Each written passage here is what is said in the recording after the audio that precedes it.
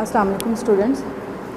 कल हमारा लेक्चर था medical asepsis, fundamental of nursing subject है हमारा और उसमें हम मेडिकल एसेप्सिस पढ़ रहे थे। कल हमने मेडिकल एसेप्सिस की डेफिनेशन पढ़ी थी, इन्फेक्शन की डेफिनेशन पढ़ी थी, ठीक है, और एक इन्फेक्शन की चेन पढ़ी थी हमने कि एक चेन होती है जिसके थ्रू इन्फेक्शन जो है वो फैलता है।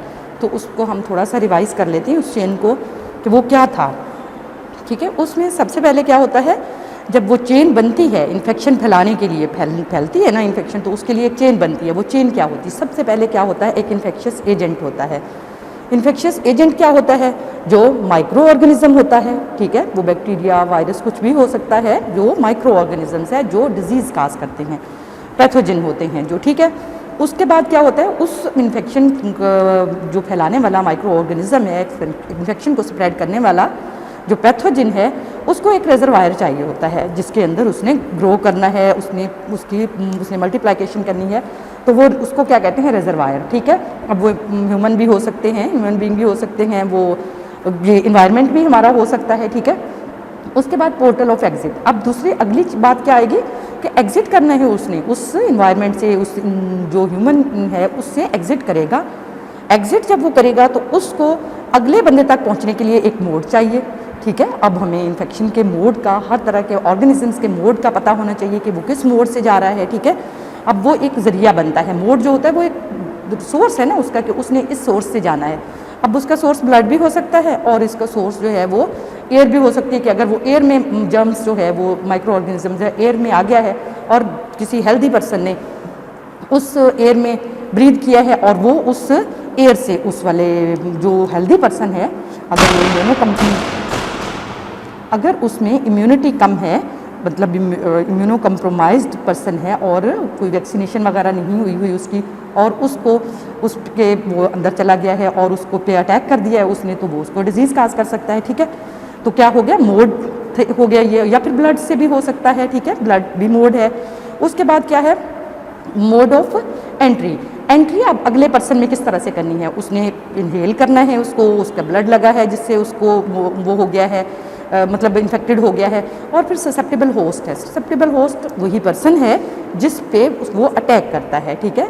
वो वल्नरेबल पर्सन होते हैं। अब सारे लोगों को देखो जिनकी इम्यूनाइजेशन हुई होती है उन पे वो, अगर उसके अंदर जाता भी है, ठीक है, अटैक करता भी है, लेकिन वो उसमें इम्यूनिटी होती है, वो उसको डिफेंड करता है और उस माइक्रो ऑर्गेनिज्म से डिजीज़ नहीं हो पाती, उसको किल कर देते हैं, उसकी इम्यूनिटी जो है उसके मुकाबले में जीत जाती है, ठीक है।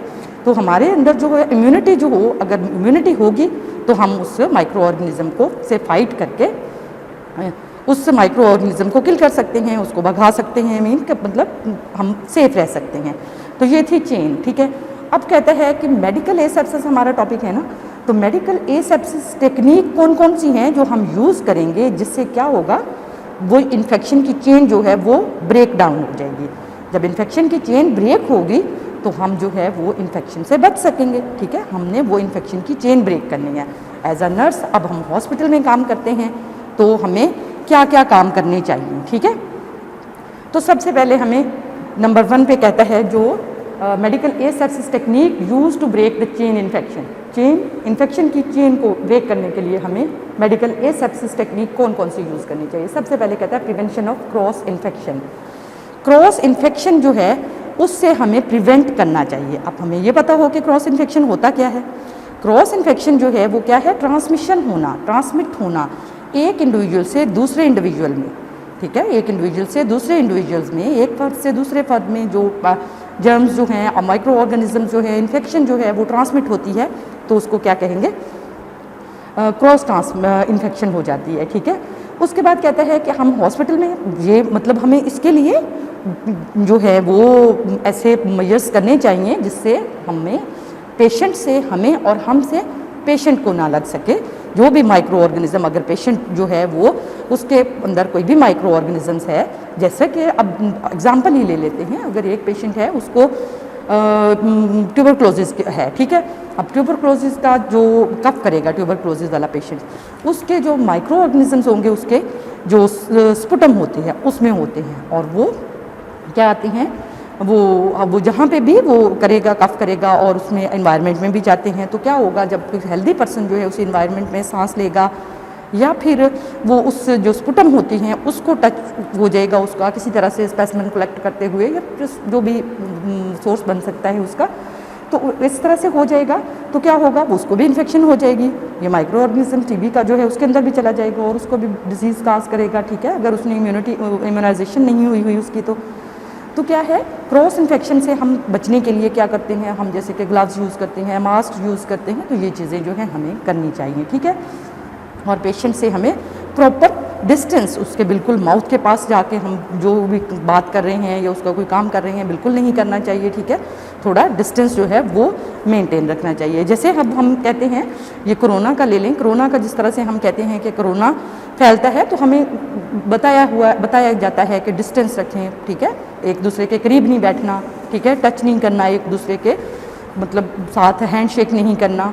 तो क्या है, इससे जर्म्स जो हैं, अगर एक इन्फेक्टेड पर्सन है उसके जर्म्स जो हैं उसने खांसी किया, हाथ मुंह के आगे रख लिया और उसके हाथ पे लग गए और दूसरे बंदे ने उसके हाथ हैंड शेक किया, तो क्या हो गया, उसके हैंड्स पे चले गए और इसी तरह से उसने कोई बगैर हैंड वॉश किए कोई चीज़ खा लिया और उसके अंदर चले गए और वो उसको डिजीज़ काज कर देंगे, डिजीज़ उसको कर देंगे। ठीक है ना, तो क्या होगा, ये क्या है, क्रॉस इन्फेक्शन हो रही है ना, एक पर्सन से दूसरे किसी और तरीक़ों से भी होती है, हो जाती है। ठीक है, तो क्या है, एक पर्सन से या फिर ज़्यादा इंडिविजुअल्स जो होते रहते हैं, इन्फेक्शन हो रही होती है। ठीक है, उसके बाद कहता है कि हमें दूसरी बात क्या करनी चाहिए, हमें डेली पेशेंट की बेडशीट्स जो हैं वो चेंज करनी चाहिए। ठीक है, जो भी इन्फेक्शन वगैरह होती है हमें उससे जो भी जर्म्स वगैरह लगे हुए होते हैं, ताकि वो शीट जो है वो साफ़ हो और पेशेंट उससे बच सके। ठीक है, उसके बाद आइसोलेट करना चाहिए। अब कुछ आइसोलेशन द पेशेंट को आइसोलेट करना है।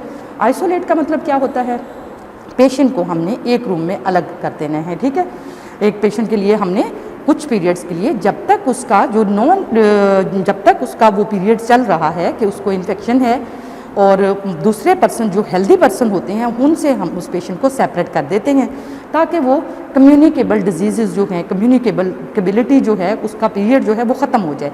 कम्युनिकेबिलिटी पीरियड क्या, जब तक उसका पीरियड है उसको मेडिसिन भी चल रही है साथ साथ में, उसको एक दूसरे से लगने का डर होता है जब तक। ठीक है ना, तो जब तक वो ठीक नहीं हो जाता, उसका वो पीरियड जो है वो गुजर नहीं जाता, तब तक हम उसको आइसोलेट रखते हैं। उसके बाद कहते हैं कि हॉस्पिटल्स को हमें क्लीन रखना चाहिए। अब हॉस्पिटल को क्लीन रखना चाहिए, कैसे रखना चाहिए, हॉस्पिटल जो फ्लोर है, हॉस्पिटल्स की वॉल्स हैं, उनको हमें जो है क्या है, डिसइंफेक्टेंट हैं, उससे हमें करना चाहिए, वॉश करना चाहिए, और जो मॉपिंग होती है वो भी अच्छे डिसइंफेक्टेंट से करनी चाहिए, ताकि जो फ्लोर पे जर्म्स हैं वो सारे किल हो सकें। ठीक है, उसके बाद कहते हैं कि सेफ डिस्पोजल ऑफ एक्सक्रीटा जो भी मतलब जैसे ड्रेसिंग्स होती हैं, ठीक है, जो वेस्ट प्रोडक्ट्स होते हैं, सारे वेस्ट प्रोडक्ट्स जो हैं वो प्रॉपर तरीके से हमें डिस्पोज ऑफ करना चाहिए। ठीक है, उसके बाद क्या है, डिसइंफेक्शन एंड स्टेरिलाइजेशन। अब डिसइंफेक्शन और स्टेरिलाइजेशन क्या होती है, डिसइंफेक्शन क्या है, डिसइंफेक्शन होता है जो हम डिस्ट्रॉय करते हैं, तमाम पैथोजेंस जो होते हैं उनको डिस्ट्रॉय कर देते हैं, और स्टेरिलाइजेशन में डिस्ट्रक्शन हो जाते हैं, जितने भी माइक्रो ऑर्गेनिज्म हैं या फिर पैथोजिन हैं या फिर नॉन पैथोजिन हैं, वो सारे के सारे, हत्ता कि उनके पोर्स जो होते हैं ना वो भी ख़त्म हो जाते हैं। ठीक है, जब हम स्टेरिलाइजेशन करते हैं, और डिसइंफेक्ट में डिस्ट्रॉय कर देते हैं हम जितने भी पैथोजेंस होते हैं ना, पैथोजिन ऑर्गेनिज्म सबको डिस्ट्रॉय कर देते हैं। ठीक है, और उसके बाद क्या है, एक पॉइंट हमारा रह गया, destruction of rodents and insects. अब destruction of rodents and insects क्या है, जो भी हम सफाई करते हैं हॉस्पिटल की, क्लीनिंग करते हैं हॉस्पिटल की, तो क्या होता है वहाँ पे जो छोटे मोटे कीड़े वगैरह होते हैं तो उनको भी डिस्ट्रॉय करना, उनके लिए अच्छे जो पेस्ट कंट्रोल मिलते हैं वो यूज़ करके उनको किल करना। ठीक है, उसके बाद इम्यूनाइजेशन है। इम्यूनाइजेशन क्या होती है, जो हम करते हैं पेशेंट को, वैक्सीनेशन होती है, ये वैक्सीनेशन जो है ये करवानी चाहिए हॉस्पिटल में, जो जितना भी स्टाफ होता है सबको इम्यूनाइज होना चाहिए। अब जैसे कोई भी डिजीज़ फैलती है उसकी इम्यूनाइजेशन, जैसे पहले हेपेटाइटिस बी का था कि हेपेटाइटिस बी जो है वो बहुत फैल रहा था, तो हॉस्पिटल्स के पूरे जो स्टाफ होता है उनको इम्यूनाइज़ करते हैं, और कर दिया था कि ये सारे के सारे जो हैं ये सेफ़ हो जाए, क्योंकि कोई भी पेशेंट आता है, जब पेशेंट आता है तो हम पेशेंट को अटेंड करते हैं, जब हम सैंपल्स ले रहे होते हैं, जब हम इंजेक्शन लगा रहे होते हैं, क्योंकि हेपेटाइटिस जो है वो ब्लड के थ्रू फैलता है। तो क्या था, फिर वो ये सिरिंज जो है, जो हमने पेशेंट को इंजेक्शन लगाया या हमने उसका सैंपल ड्रॉ किया, तो उससे जो नर्स होगा, जो भी अटेंड कर रहा होगा उस पेशेंट को, उस तक पहुंच जाएगा, तो क्या होगा, उसको भी इन्फेक्शन हो जाएगी। तो इसलिए पहले से ही इम्यूनाइज होना चाहिए। उसके बाद जैसे अभी जो है वो कोरोना की वैक्सीन जो है वो करवा रहे हैं, पहले सब हॉस्पिटल्स के पूरे अमले को, पूरा जो स्टाफ है उसको इम्यूनाइज किया है, ठीक है। तो क्या है कि बचाने के लिए कि हम जो है उस हॉस्पिटल में रह रहे हैं, हमारे पास पेशेंट्स आते हैं ताकि हम सेफ हो सकें। उसके बाद क्वारंटीन है। क्वारंटीन क्या होता है, अब जैसे आइसोलेशन जो है वो तो एक ऐसा था, आइसोलेट कर दिया हमने कि एक पेशेंट है उसको वो डिज़ीज़ हो चुकी है, लेकिन क्वारंटीन का मतलब कि अब वो उस पेशेंट को डिज़ीज़ हुई थी, अब उसका ट्रीटमेंट चल रहा है उस डिज़ीज़ का, और उसको हमने आइसोलेट किया हुआ है दूसरे हेल्दी पर्सन से। लेकिन क्वारंटीन का मतलब क्या है, होता तो ये भी सेपरेशन ही है, ठीक है, लेकिन इसमें ये होता है कि अभी हमें कंफर्म नहीं होता कि ये इस पेशेंट को ये डिज़ीज़ है या नहीं है, क्योंकि उसका कांटेक्ट रहा होता है जो इन्फेक्टेड पर्सन है। अब उसमें भी उसको वो ना डिज़ीज़ हो, ठीक है, क्योंकि उसमें इम्यूनिटी है, उसने इम्यूनाइज किया हुआ है, उसको वैक्सीन लगी हुई है, तो उसको नहीं भी हो सकता, ठीक है, लेकिन उसका कांटेक्ट रहा है उसके साथ, इसलिए उसको क्वारंटीन कर देते हैं, अलग कर देते हैं जो हेल्दी पर्सन्स होते हैं। इसके अलावा कहता है हाइजीन मेंटेन रखना, हाइजीन जो है पर्सनल पेशेंट्स की हाइजीन मेंटेन रखें, ठीक है। उसके बाद कलेक्शन ऑफ स्पेसिमेन। अब कलेक्शन ऑफ स्पेसिमेन क्या है, अब हम कलेक्ट करते हैं स्पेसिमेन पेशेंट के, हम यूरिन कलेक्ट करते हैं, स्टूल भी कलेक्ट करते हैं, स्पूटम भी कलेक्ट करते हैं, सैंपल्स जो उसके ड्रॉ करते हैं, ब्लड सैंपल्स होते हैं, तो ये हमें बहुत ही केयरफुली ड्रॉ करने चाहिए, ठीक है। जो ग्लव्स पहनने चाहिए, इसके लिए पूरा यूज़ करना चाहिए हमें, जो एक सेफ मेथड है, ठीक है।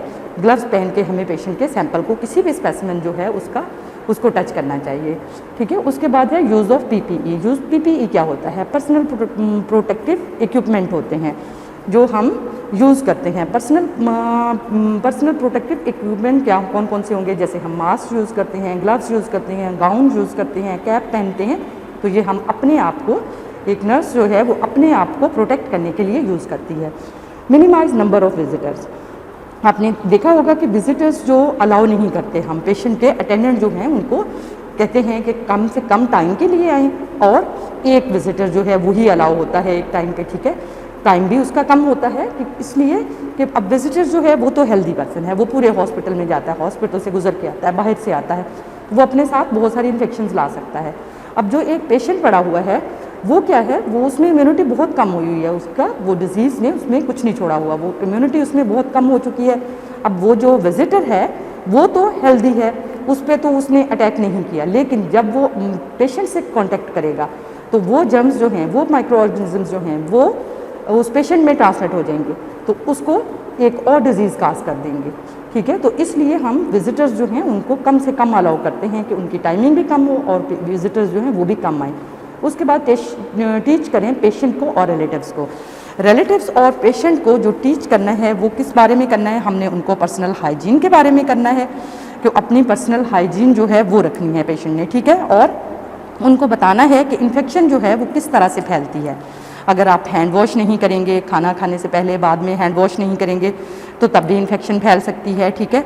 और उनको कंट्रोल करने के तरीके भी बताएंगे कि किस किस तरह से हम कंट्रोल अपनी मेंटेन रख के, हाइजीन जो है, वेंटिलेशन जो है उसको ठीक करके, प्रॉपर डिस्टेंस जो है वो मेंटेन रख के हम इन्फेक्शन से बच सकते हैं। तो ये हमने करना है, जो बताना है पेशेंट को टीच करना है, ठीक है।